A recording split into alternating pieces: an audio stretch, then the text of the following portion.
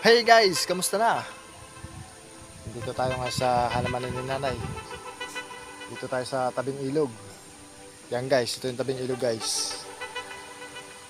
Ang tagusan na ay dagat. Ang ilog na yan. Tara guys, baba tayo. Yan guys. Yan. May bangka. Guys, may bangka. Oop. Yan, baba tayo. Ito bangka. Gawa sa drum. Gawa sa drum ito guys. Ito yung bangka ng tatay ko.